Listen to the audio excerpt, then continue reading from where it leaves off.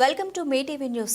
బ్రతకడానికి పెద్ద దిక్కైన భూమి పోతుందనే భయంతో అన్ని పార్టీ కార్యకర్తలు ప్రజాసేకరణ కార్యక్రమానికి రాకుండా బహిష్కరించారని కొడంగల్ మాజీ ఎమ్మెల్యే పట్నం నరేందర్ రెడ్డి అన్నారు. అధికారులపై దాడిని బీఆర్ఎస్ పార్టీ కార్యకర్తలు ఎందుకు టార్గెట్ చేస్తున్నారని ప్రశ్నించారు.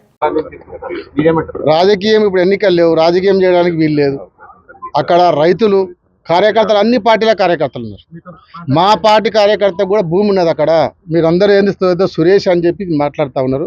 సురేష్ మా యువ నాయకుడు కార్యకర్త కాదంటలేం. అతను 7 ఎకరాల భూమి ఉంది కదా, అతను కూడా కడపమంట ఉంది కదా. కాంగ్రెస్ కార్యకర్తలు కూడా ఉన్నారు, అందులో బీజేపీ కార్యకర్తలు ఉన్నారు, బీఆర్ఎస్ కార్యకర్తలు ఉన్నారు. అందరు రైతులు నిన్న బైకాట్ చేశారంటే, నిన్న పబ్లిక్ హియరింగ్ పెట్టినప్పుడు ఒక్కరు కూడా పోలే, అక్కడికి బైకాట్ చేసినారు. అందుకే అన్ని పార్టీల వాళ్ళు చేస్తేనే బైకాట్ చేస్తారు కదా. మరి ఒక్క బీఆర్ఎస్ పార్టీ కార్యకర్తను ఎందుకు టార్గెట్ చేస్తారు? కాంగ్రెస్ వాళ్ళని కూడా చేయండి, బీజేపీ వాళ్ళని చేయండి, వాళ్ళని కూడా టార్గెట్ చేయాలి కదా.